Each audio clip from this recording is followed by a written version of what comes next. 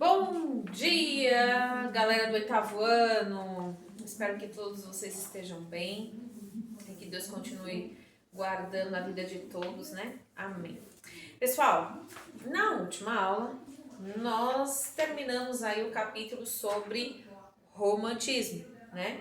Hoje nós faremos aí na primeira aula a correção das páginas 126 e 127, que ficou, né, da semana passada.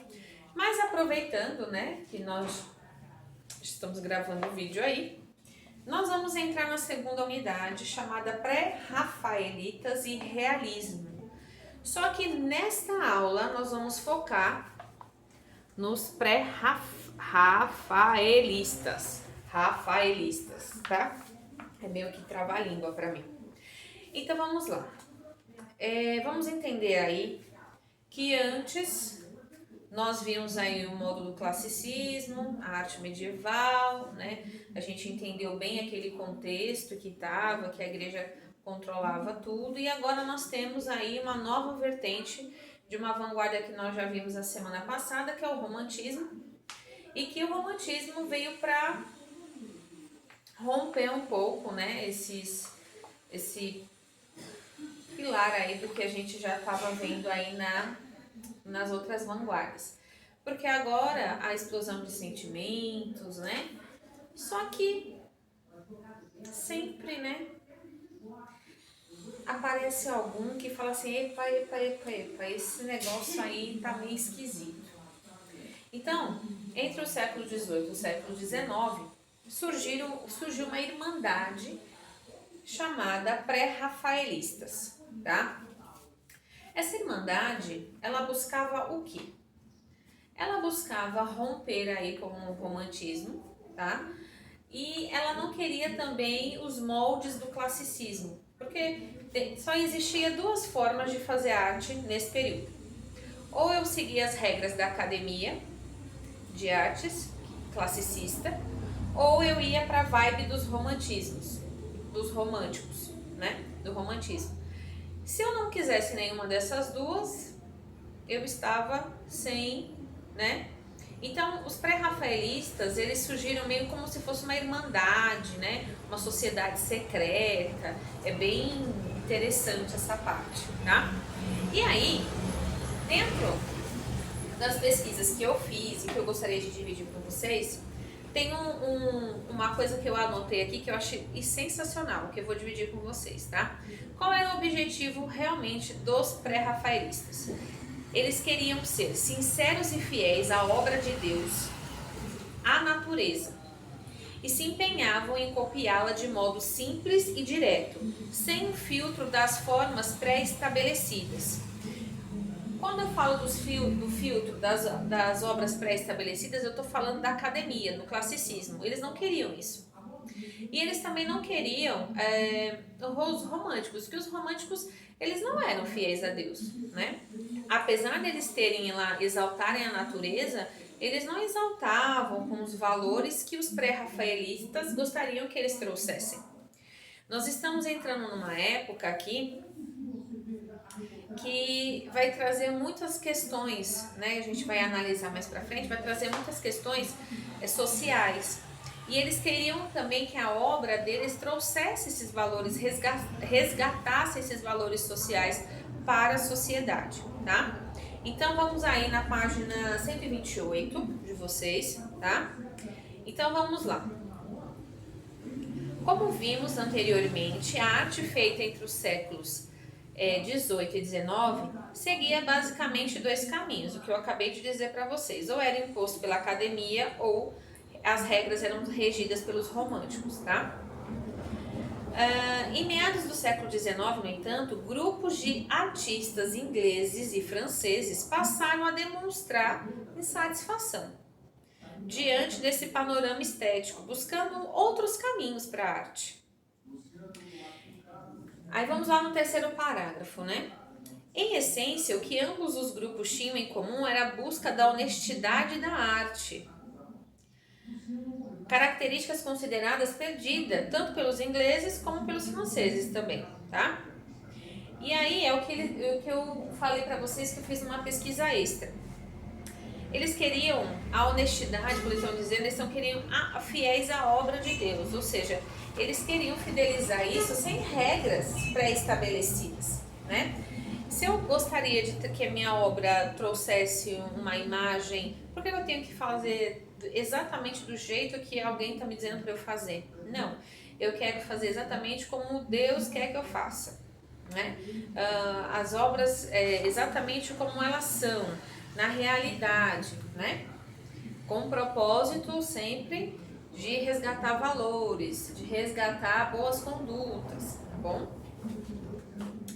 Vamos lá. A seguir veremos como a Irmandade pré-rafaelita, tá, e o realismo, criados respectivamente pelos grupos inglês e francês mencionados anteriormente. Então, vamos falar do que interessa hoje, os pré-rafaelitas, tá?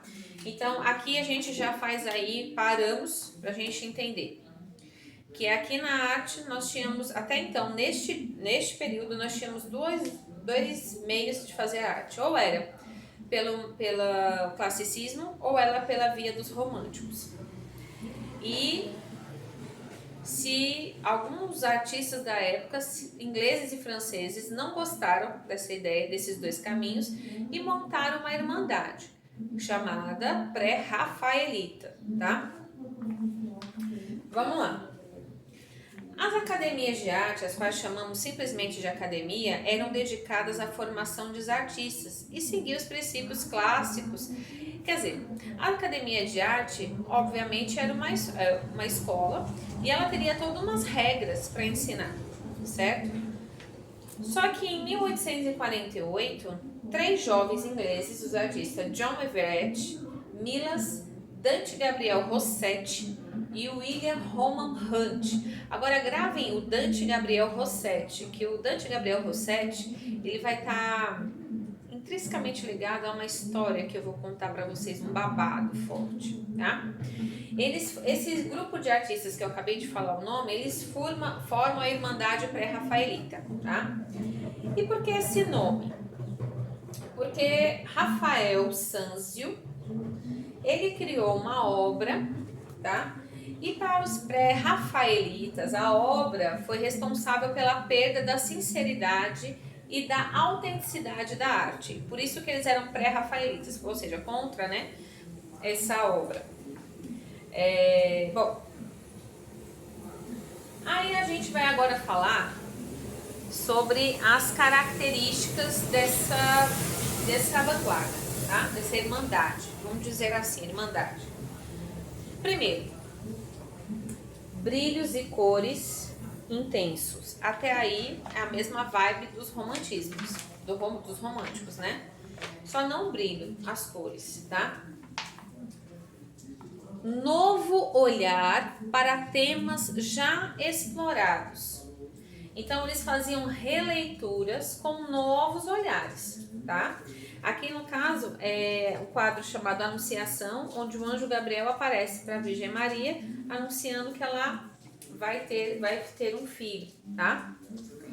E embaixo nós temos também uma nova concepção de beleza feminina, ou pescoços alongados, tá? Cabelos geralmente vão ser loiros ou ruivos, tá? Vasta cabeleira e atenção máxima aos detalhes, tá bom? Só que essa mocinha aqui, o nome dela é Elizabeth. E Elizabeth, quer ver o nome dela? Elizabeth Siddal. A Elizabeth Siddal, ela trabalhava, antes de ser modelo dos pintores, em especial do camarada chamado Dante Gabriel Rossetti, ela trabalhava numa chapelaria. Só que ela já tinha uma saúde muito frágil, né? Bom, essa é a fofoca que eu tenho para falar para vocês do pré-rafaelistas, tá? E é uma história meia de terror, assim, vocês vão gostar. Bom, eu vou chamar ela de a Elizabeth, a Liz, tá? A Cidal, ela trabalhava nessa chapelaria e de repente um desses caras que fundaram aí a Irmandade encontrou com ela na rua e ela tinha os cabelos ruivos, era, né? A magreza não era estilo de beleza na época, tá? Mas como ela tinha esses traços bem ressaltados do pré-rafaelistas, o cara falou, preciso descobrir uma musa agora. E apresentou a ela e ofereceu para ela esse trabalho. A família, sabendo que Lizzie tinha uma saúde bem debilitada, achou melhor que ela aceitasse aquele emprego. E ela ficou meio expediente na chapelaria e meio expediente trabalhando com os pintores como modelo. No entanto, para a sociedade da época, esse trabalho não era nada convencional, e muito pelo contrário. Isso dava para ela um título de prostituta, meretriz, etc, etc, etc, tá? Só que Lizzie fez um quadro, tá vendo? Ela aparece nesse, esse aqui é o da Beata Beatrix. Ela aparece nesse, chamado Ofélia. Esse quadro deixou ela famosíssima. Todos os pintores queriam ela como musa no esquema dos pré-rafaelistas. Só que aquele cara que eu falei pra vocês, o Rossetti, o Dante Gabriel Rossetti, ele se envolveu com ela. E ela se envolveu com ele amorosamente, óbvio. E ele chavecou ela para que ela não pousasse mais para nenhum pintor. E assim ela ficou com ele. Só para vocês verem como o cara era sacana, ele enrolou ela 10 anos no noivado. E nunca marcava o casamento desse noivado. E traía ela doidada. Traía ela com Deus e o mundo, né? E o pior, a nossa mocinha aqui era viciada numa droga da época chamada Láudano, que deriva do ópio. E quando ela ficou bem debilitada de tantas traições do cara e todas as questões emocionais dela, ela resolveu ir para uma outra cidade, se afastar do Rossetti e de tudo. Ela tinha conquistado aí uma graninha, né?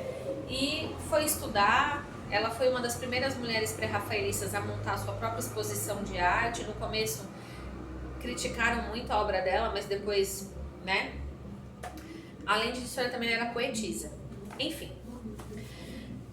Ela estava quietinha no canto dela, mas o cara sentia saudades. Ele foi lá tentar chavecar para ela voltar, mas o pessoal, os amigos os amigos da Europa avisaram para ela que não era para voltar com ele, porque ele continuava com as pilantragens, né? E ela não quis, mas depois eles voltaram. Só que depois eles voltaram, ela já estava bem doente e a família mandou um recado para ele avisando que ela estava bem doente, quase para morrer, né? Morre, mas não morre. E aí nesse morre, mas não morre, ele achou que ela ia morrer e casou com ela. Mas ela melhorou e eles foram para uma lua de mel longuíssima e feliz, do qual ela voltou grávida. Só que quando a bebê nasceu morta. E Lizzie entrou numa depressão profunda e não se recuperou dessa depressão. E ficou ainda mais dependente dessa droga, Lauda. E uma certa manhã, Rossetti sai para trabalhar, sai de casa e vê ela tomando a dose e tudo, mas viu que o vidro ainda... Ele já estava acostumado a vê-la se drogar, tá? Mas saiu, já era uma coisa natural. Quando ele retorna pela manhã, sabe lá Deus onde ele estava, né?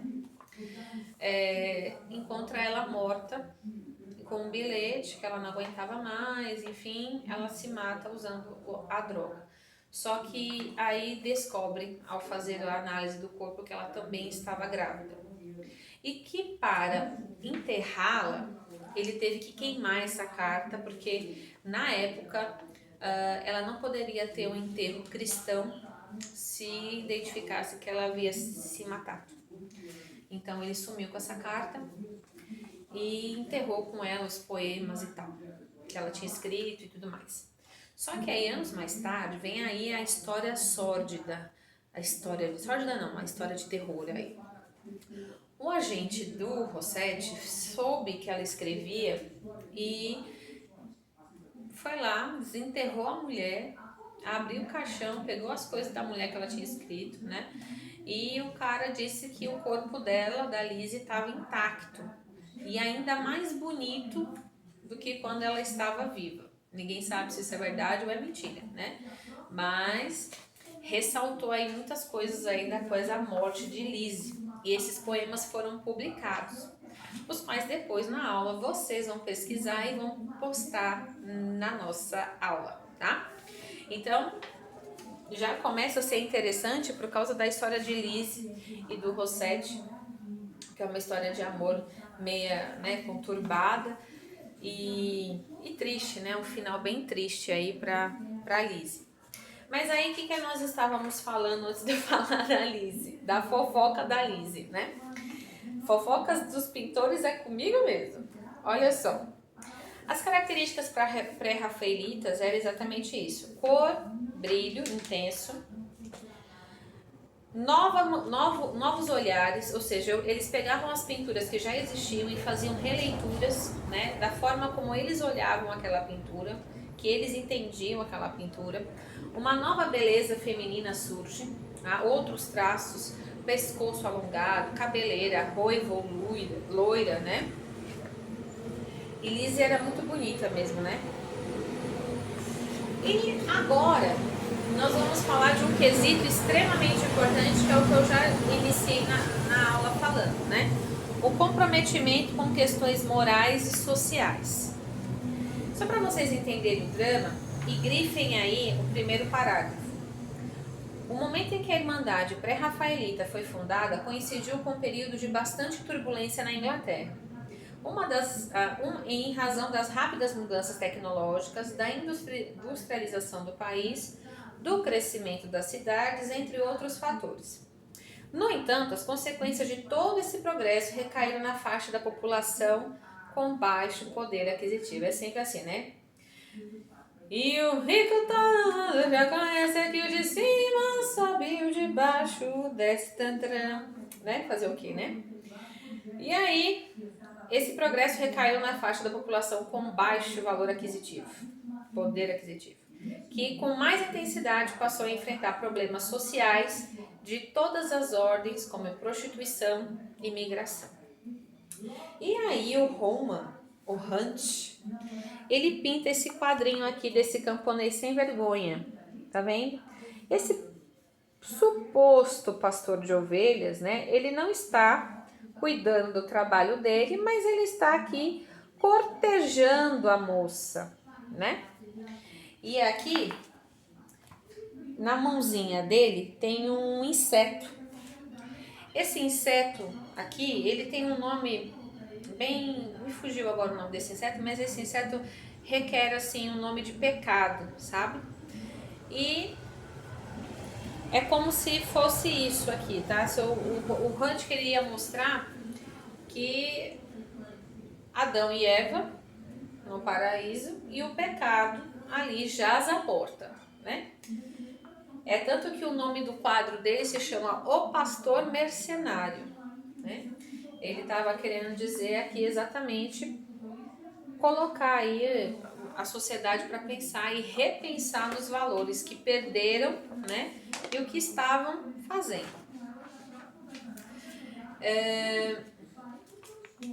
Deixa eu ver.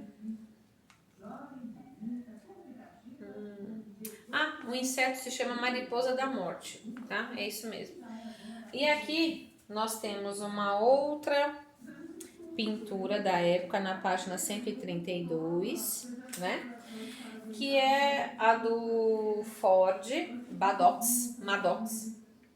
E aqui tá mostrando aí o trabalho, as ocupações da época, tá? Todos os trabalhos que se tinham naquela época. É bem interessante também esse quadro, tá? Apesar daqui diz um negócio bem interessante sobre o Ford Madox Brown. Ele nunca aderiu de fato à Irmandade, tá? Essa tela poderia ser apenas uma obra que relaciona arte e trabalho, se não fosse a inclusão de dois personagens no canto direito da tela, o historiador escocês Thomas Carlyle e o teólogo inglês Frederick Denison Maurice, estudiosos das relações de trabalho na época, que reforça o comprometimento de Madox Brown com as questões sociais. Então, como ele colocou esses dois homens, né, representantes aí da força do trabalho, né, e tudo mais, coloca Madox aí dentro aí da característica dos pré-rafaelitas, já que eles também estavam totalmente ligados a essas questões sociais, tá? Bom, a gente vai fazer a correção da página 126 e 127. Eu vou solicitar a vocês uma releitura de uma das obras mais fantásticas pré-rafaelitas, que é essa daqui, da Ofélia, onde a Lise foi a protagonista aqui da obra, e disseram o seguinte aqui, tá?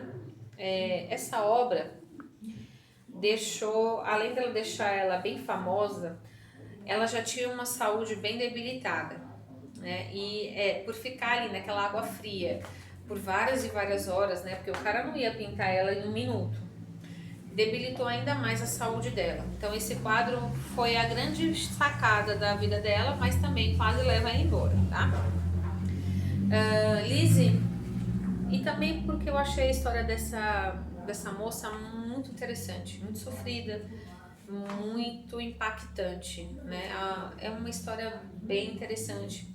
E aí a gente vai fazer a releitura desta obra, tá ok? Vamos fazer aí um quadro que mencione aí as questões sociais vividas por nós no atual momento, tá? Bom, se der tempo eu vou falando com vocês lá no grupo, mas a princípio é isso, tá? A gente vai fazer a correção e vamos fazer aqui a releitura da obra da Ofélia, tá? Do quadro chamado Ofélia, de Millais, John Everett Millais. Interessante. Certo, minha gente? Então vamos corrigir e vamos fazer a releitura. Se der tempo, a gente acrescenta as outras coisas que eu quero que vocês pesquisem, as poesias dela, da Lise, e que a gente entre nesse mundo aí do qual ela vivia, que a gente entenda melhor o pensamento dela, as obras dos outros artistas também. Vamos ver se vai dar tempo da gente fazer nessa aula. Se não, a gente continua na próxima, tá? Beijo, até daqui a pouco.